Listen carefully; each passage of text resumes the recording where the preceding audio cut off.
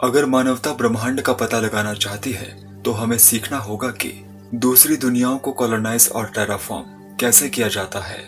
लेकिन अगर वास्तव में किसी प्लेनेट को टेराफॉर्म करना है तो क्या करना होगा, और क्या हमारे पास मंगल जैसे ग्रह को अपने लिए रहने योग्य बनाने की टेक्नोलॉजी है। चलिए पता लगाते हैं एक प्लेनेट को टेराफॉर्म करने में हमारे सामने बाधा क्या है और हमारे सौरमंडल में कौन से स्थान मानव कॉलोनीज के निर्माण के लिए सबसे अच्छे हैं। साथ ही जानते हैं कि हमने मंगल ग्रह पर पहली बार ऑक्सीजन कैसे बनाई। पृथ्वी ग्रह ही एकमात्र ऐसी जगह है जहां अभी तक मनुष्य मौजूद है। ये एक डरावना विचार है कि अगर हमारा ग्रह अचानक निर्जन हो गया तो हमारे पास रहने के लिए कोई जगह नहीं होगी। मंगल हमारे सौरमंडल में एक ऐसा ग्रह है जिसे कॉलोनाइज किया जा सकता है। नासा 2030 के दशक में इंसानों को वहां भेजना चाहता है, लेकिन जब हम इंसानों को मंगल ग्रह पर भेजेंगे तो उन्हें सुरक्षित रूप से पृथ्वी पर लौटने के लिए एक रास्ता चाहिए और उन अंतरिक्ष यात्रियों को भी सांस लेने के लिए ऑक्सीजन की आवश्यकता होगी। मंगल एक ठंडी और उजाड़ दुनिया है जिसका वातावरण 96% कार्बन डाइऑक्साइड से बना है। नासा के पहले से ही मंगल ग्रह की सतह पर कई रोवर दौड़ रहे हैं जो प्राचीन जीवन के संकेतों की तलाश कर रहे हैं और देख रहे हैं कि ग्रह कितना रहने योग्य हो सकता है। परसेवरेंस रोवर हाल ही में वहां उतरा है और एक बहुत ही महत्वपूर्ण प्रयोग किया जिसे मॉक्सी कहा जाता है, the Mars oxygen in situ resource utilisation experiment. ये एक छोटे से टोस्टर के आकार का बॉक्स है जिसमें 3 मुख्य कंपोनेंट्स हैं। 20 अप्रैल 2021 को मॉक्सी कन्वर्जन के लिए हाई लेवल की हीट का उपयोग करते हुए कार्बन डाइऑक्साइड मॉलिक्यूल से ऑक्सीजन एटम को अलग करके दूसरे ग्रह पर ऑक्सीजन बनाने वाला पहला इंस्ट्रूमेंट बन गया। मॉक्सी ने पहली बार में लगभग 5 ग्राम ऑक्सीजन का उत्पादन किया, जो एक अंतरिक्ष यात्री के लिए लगभग 10 मिनट की सांस लेने योग्य ऑक्सीजन के बराबर है। लेकिन ये छोटी सी कार की बैटरी के आकार की यूनिट केवल 10 ग्राम ऑक्सीजन प्रति घंटा उत्पन्न कर सकती है। लेकिन अब जब मॉक्सी ने साबित कर दिया है कि वह ऑक्सीजन का उत्पादन कर सकती है, तो अब नासा ने करीब 100 गुना बड़ी यूनिट बनाने की योजना बनाई है। मॉक्सी की एक और बड़ी उपलब्धि ये है कि ये पहली टेक्नोलॉजी है जिसने किसी दूसरी दुनिया के पर्यावरण के तत्वों का उपयोग किया और इसे एक उपयोगी संसाधन में बदल दिया। नासा इसे सीटू रिसोर्स यूटिलाइजेशन कहता है। रॉकेट के लिए भी ऑक्सीजन की आवश्यकता होती है और मंगल ग्रह से वापस आने के लिए एक रॉकेट को लगभग 33 से 55 टन ईंधन की आवश्यकता होगी। यही काम आती है लिक्विड ऑक्सीजन। मंगल ग्रह पर बने लिक्विड ऑक्सीजन मंगल ग्रह की खोजबीन के लिए आवश्यक 3/4 से अधिक ईंधन की आपूर्ति कर सकती है और आसपास के ग्रहों और चंद्रमाओं पर मिशंस के लिए भी ईंधन दे सकती है। और यदि हम हाइड्रोजन और ऑक्सीजन को एक साथ मिलाते हैं तो हम या तो पानी या हाइड्रोजन पेरोक्साइड का उत्पादन कर सकते हैं। और पानी एक और महत्वपूर्ण संसाधन है जिसकी हमें आवश्यकता है।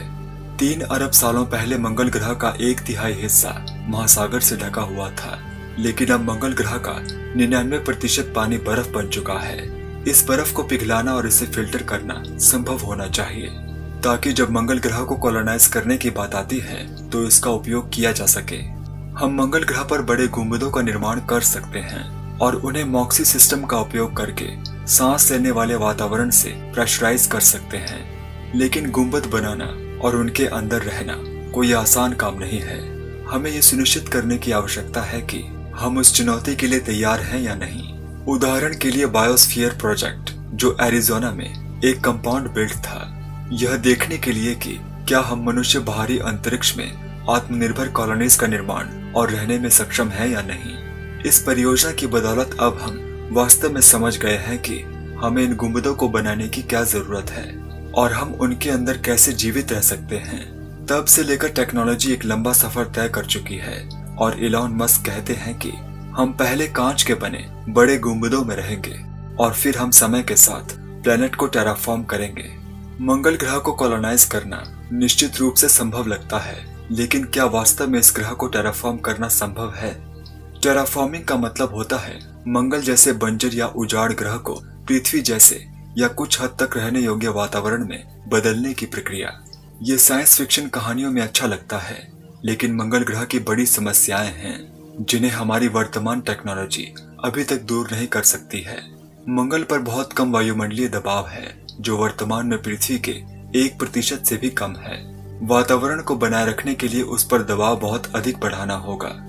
इलॉन मस्क ने मंगल ग्रह पर ध्रुवीय बर्फ की टोपी पर परमाणु विस्फोट करने के विचार के बारे में मजाक किया था, क्योंकि खनिज और मिट्टी भी कार्बन डाइऑक्साइड का अच्छा स्रोत प्रदान कर सकते हैं।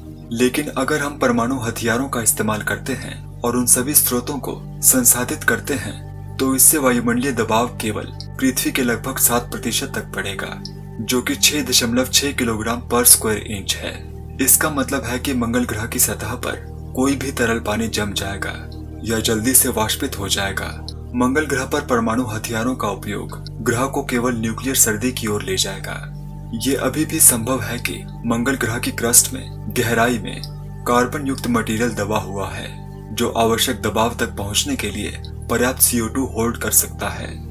लेकिन अभी तक वैज्ञानिक निश्चित रूप से नहीं जानते हैं। लेकिन यह एकमात्र समस्या नहीं है। मंगल ग्रह का मैग्नेटोस्फीयर गायब है, जिसका अर्थ है कि सोलर रेडिएशन से ग्रह की रक्षा करने वाले वातावरण और ओजोन परत को बनाए रखना मुश्किल होगा। साथ ही इस ग्रह पर प्लेट टेक्टोनिक्स की भी कमी है। इस वजह से इस ग्रह पर जीवित रहने के लिए आवश्यक ग्रीन हाउस गैसों को उचित मात्रा में उत्पन्न करना और बनाए रखना अविश्वसनीय रूप से कठिन हो जाता है। मंगल ग्रह पर गुरुत्वाकर्षण भी कम है। आप सोच रहे होंगे कि ये कोई समस्या नहीं होगी, लेकिन कम गुरुत्वाकर्षण हड्डी के डीमिनरलाइजेशन, मांसपेशियों का क्षय और कमजोर इम्यून सिस्टम जैसे स्वास्थ्य जोखिम पैदा करता है, जैसा कि इंटरनेशनल स्पेस स्टेशन पर हमारे कुछ अंतरिक्ष यात्रियों में देखा जा सकता है। मंगल एक ठंडी और उजाड़ जगह है, लेकिन अगर हम एक ठंडी और जमी हुई बंजर भूमि को टेराफॉर्म करने की कोशिश करना चाहते हैं, तो दूसरे ग्रह पर जाने की क्या जरूरत है। सोवियत यूनियन भी कुछ ऐसा ही करना चाहता है। वे साइबेरिया में ताड़ के पेड़ उगाना चाहते हैं और ठंडे समुद्र के किनारे को पर्यटकों से भरे धूप वाले रेतीले समुद्र तटों में बदलना चाहते हैं। 1960 के दशक में पेट्रा बोरिसोव नाम के एक रूसी इंजीनियर द्वारा एक योजना प्रस्तावित की गई थी, जिसके तहत वे बेरिंग की खाड़ी पर एक बांध बनाना चाहते थे। ये खाड़ी पैसिफिक ओशन और आर्कटिक ओशन के बीच में है।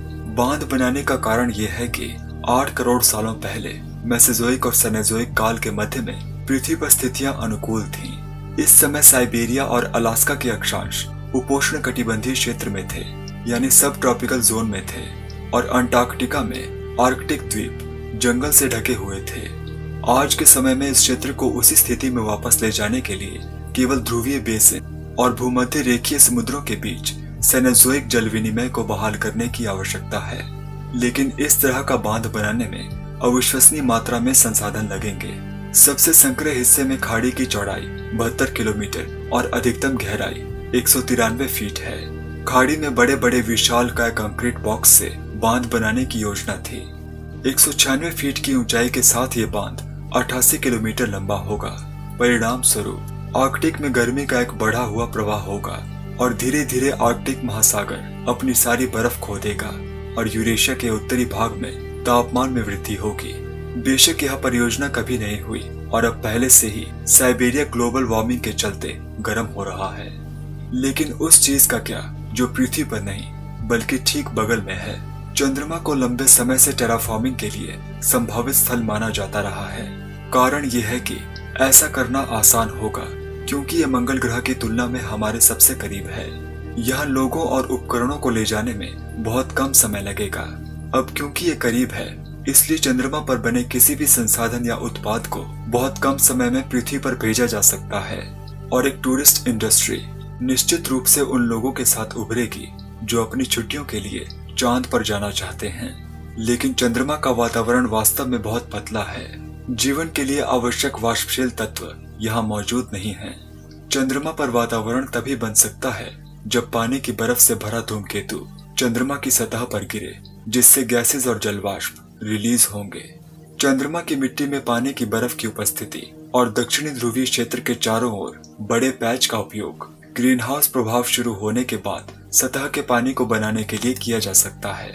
चंद्रमा पर एस्टेरॉयड गिरने के बाद इसका घूमना भी जरूरी है, क्योंकि चंद्रमा पृथ्वी से टाइटली लॉक्ड है। ये सब वास्तव में असंभव लगता है, लेकिन चंद्रमा पर एक जगह को टेराफॉर्म करने के लिए एक और आइडिया है जिसे शैकल्टन क्रेटर कहा जाता है, जहां वैज्ञानिकों को पहले ही पानी की बर्फ के सबूत मिल चुके हैं। इस 20 किलोमीटर लंबे और 4 किलोमीटर गहरे गड्ढे में एक गुंबद का निर्माण करके एक माइक्रो क्लाइमेट बनाया जा सकता है, जहां पौधे उगाए जा सकते हैं और एक सांस लेने वाला वातावरण बनाया जा सकता है।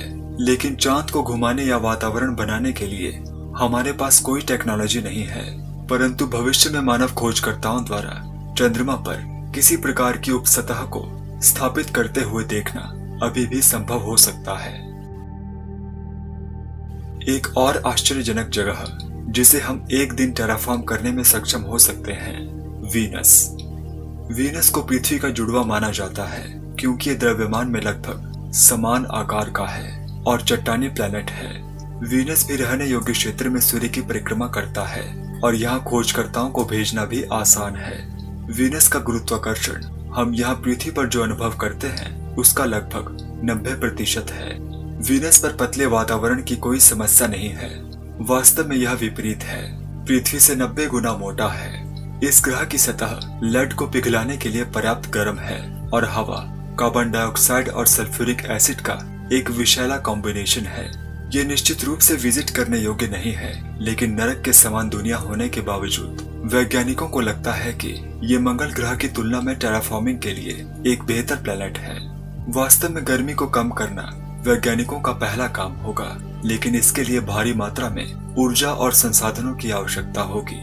एडवांस मटेरियल का उपयोग करके, जो संभवतः अभी तक मौजूद नहीं है, एक विशाल ऑर्बिटल शेड बनाया जा सकता है जो वातावरण को पर्याप्त रूप से ठंडा करने के लिए पर्याप्त होगा।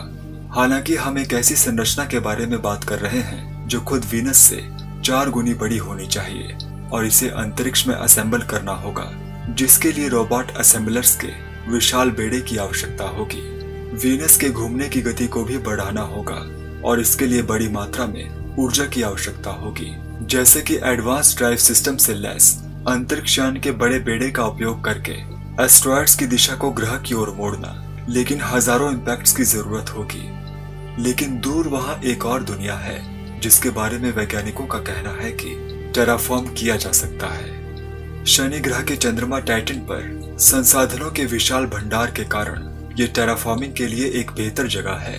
इसके हाइड्रोकार्बन भंडार जैसे पेट्रोलियम पृथ्वी पर सभी ज्ञात भंडारों से कई 100 गुना अधिक है। यह कार्बनिक कंपाउंड्स की एक वाइड वैरायटी से भरा है। इसमें ज्यादातर मीथेन और अमोनिया है और बहुत अधिक मात्रा में पानी भी मौजूद है। इसका वातावरण प्राथमिक रूप से पृथ्वी के समान है, जिसमें ज्यादातर नाइट्रोजन है। तो इन सभी चीजों के साथ टाइटन टेराफॉर्मिंग के लिए एक आदर्श स्थान है। वातावरण को बदलने के लिए एक आइडिया ये है कि चंद्रमा की बर्फीली सतह पर सूर्य के प्रकाश को निर्देशित करने के लिए ऑर्बिट में विशाल दर्पणों को स्थापित किया जाए और इसमें कई ग्रीन हाउस गैसें हों जो इस जगह को काफी गर्म करेंगी, जिससे जलवाष्प रिलीज होंगे और बदले में वातावरण में ऑक्सीजन रिलीज होगी। टाइटन भी ज्यादातर समय शनि के मैग्नेटोस्फीयर के साथ परिक्रमा करता है, जो इसे सौर हवाओं से बचाता है। सभी प्रमुख तकनीकी चुनौतियों के बावजूद हम अधिकांश मानवता का मानना है कि हमें अपने सौरमंडल में दूसरा घर खोजने की जरूरत है। बड़ा सवाल ये है कि ये कौन सा होना चाहिए और ये कब होगा। इस बारे में आप क्या सोचते हैं? कमेंट्स में अपनी राय जरूर दीजिएगा।